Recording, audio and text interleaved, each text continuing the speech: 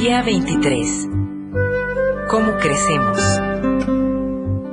Dios quiere que crezcamos hasta ser en todo como Cristo. Efesios, capítulo 4, versículo 15. Así ya no seremos niños. Efesios, capítulo 4, versículo 14. Dios quiere que crezcas. Dios quiere que crezcas. La meta de nuestro Padre Celestial es que maduremos y desarrollemos las características de Jesucristo. Lamentablemente, millones de cristianos envejecen, pero nunca maduran. Están atascados en una infancia espiritual perpetua. Permanecen en pañales y zapatitos de lana, porque nunca tuvieron la intención de crecer. El crecimiento espiritual no es automático. Requiere compromiso intencional. Debes desear crecer, decidir crecer, hacer un esfuerzo por crecer y persistir en el crecimiento. El discipulado, el proceso de convertirlos más semejantes a Cristo, siempre empieza con una decisión. Jesús nos llama y nosotros respondemos. Jesús le dijo: «Ve, sé mi discípulo». Así que Mateo se levantó y lo siguió. Cuando los primeros discípulos decidieron seguir a Jesús, no entendieron todo el alcance de su decisión. Simplemente respondieron a la invitación del Maestro. Eso es lo único que se necesita para empezar: decidir convertirse en discípulo. Nada le da más forma a tu vida que los compromisos que asumas. Ellos pueden servir para tu desarrollo o destrucción, pero en ambos casos te definirán. Dime con qué estás comprometido y te diré lo que serás en 20 años. Llegamos a ser lo que nos comprometemos ser. Llegado ese momento de compromiso, la mayoría de las personas pierden el propósito de Dios para sus vidas. Muchas temen comprometerse con algo y simplemente vagan sin rumbo por la vida. Otras, sin mucho entusiasmo, se comprometen con valores incompatibles y acaban en la frustración y la mediocridad. Otras asumen un compromiso total con metas mundanas, tales como llegar a ser ricas o famosas, solo para terminar defraudadas y amargadas. Como todo lo que se elige hacer tiene consecuencias eternas, será mejor que elijas con sabiduría. Pedro advierte: «Ya que todo lo que nos rodea será consumido por el fuego, ¿qué vidas santas y piadosas deberíamos vivir?». El papel de Dios y el tuyo. Ser semejante a Cristo es el resultado de que tomes las mismas decisiones que Él y depender de su Espíritu para ayudarte a cumplir con tus decisiones. En cuanto decidas con seriedad llegar a ser semejante a Cristo, deberás empezar a actuar de una manera nueva. Tendrás que abandonar algunas rutinas viejas, desarrollar hábitos nuevos y cambiar intencionalmente tu manera de pensar. Podrás estar seguro de que el Espíritu Santo te ayudará con tales cambios.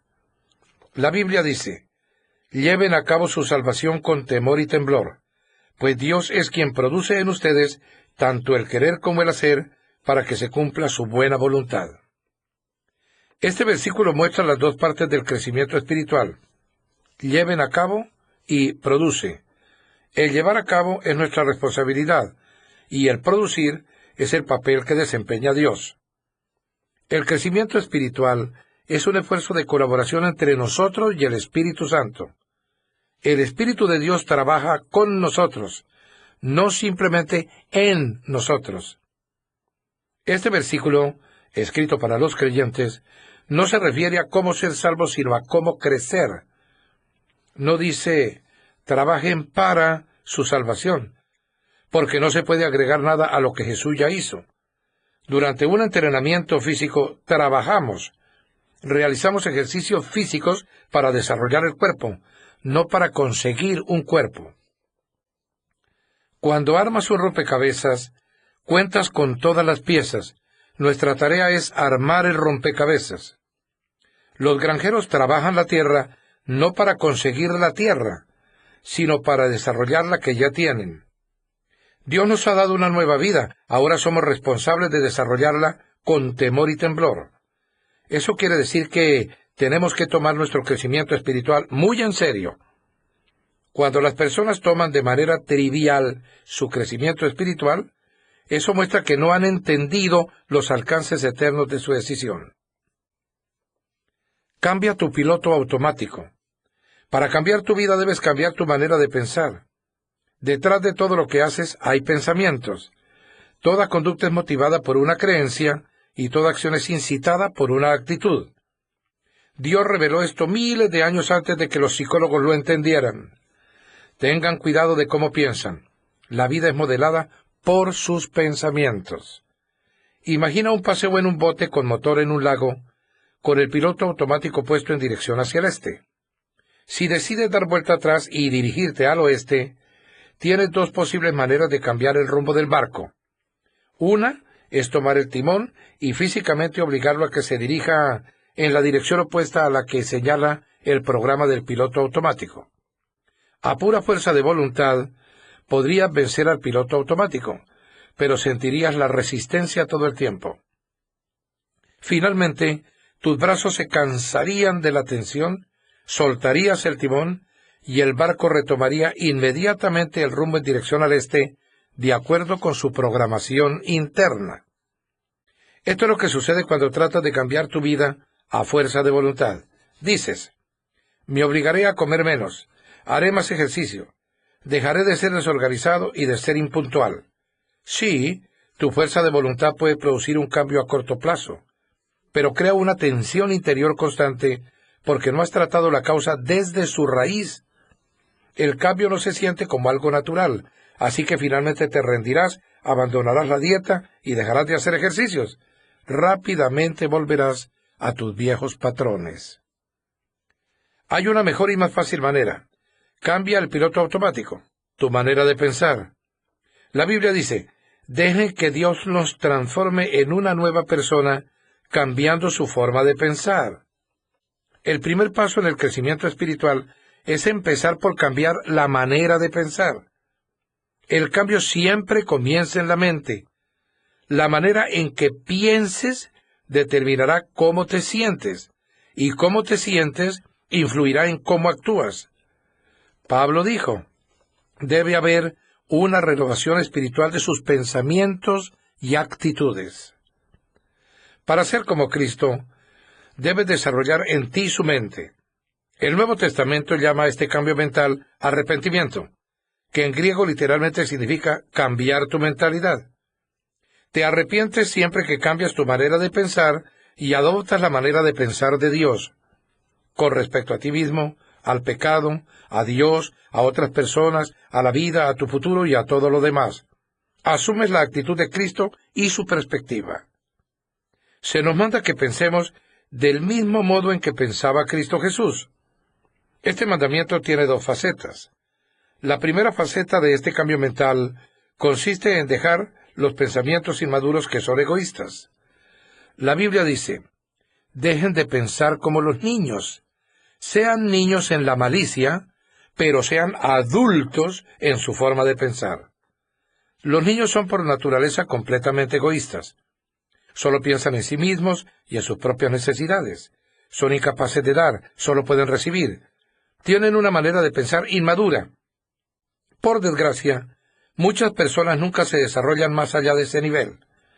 La Biblia dice que esta manera egoísta de pensar es el origen de conductas pecaminosas. Los que viven siguiendo sus egos pecaminosos solo piensan en las cosas que su ego pecaminoso desea. La segunda faceta para pensar como Jesús consiste en que empieces a meditar con madurez, enfocándote en otros, no en ti mismo. En su gran capítulo sobre el amor verdadero, Pablo concluyó que pensar en los demás era la señal de madurez. Cuando yo era un niño, hablaba como niño, pensaba como niño, razonaba como niño. Cuando llegué a ser adulto, dejé atrás las cosas de niño. En la actualidad, muchos suponen que la madurez espiritual se mide por la cantidad de información bíblica y doctrina que uno sepa. Si bien el conocimiento es una medida de la madurez, no es todo lo que se necesita. La vida cristiana es mucho más que credos y convicciones. Incluye conducta y carácter. Nuestros hechos deben ser congruentes con nuestros credos y nuestras creencias deben ser respaldadas con una conducta semejante a la de Cristo. El cristianismo no es una religión ni una filosofía, sino una relación y un estilo de vida. El centro de ese estilo de vida es pensar en los demás como lo hizo Jesús, en lugar de pensar en nosotros mismos. La Biblia dice: nosotros debemos pensar en el bien de ellos e intentar ayudarlos haciendo lo que les agrada. Ni siquiera Cristo intentaba agradarse. Pensar en los demás es la esencia de ser semejantes a Cristo y la mejor evidencia del crecimiento espiritual. Esta manera de pensar es antinatural, va en contra de nuestra cultura, es rara y difícil. Afortunadamente tenemos ayuda. Dios nos ha dado su espíritu, por eso nosotros no pensamos igual que las personas de este mundo. En los siguientes capítulos miraremos las herramientas que el Espíritu Santo usa para ayudarnos a crecer.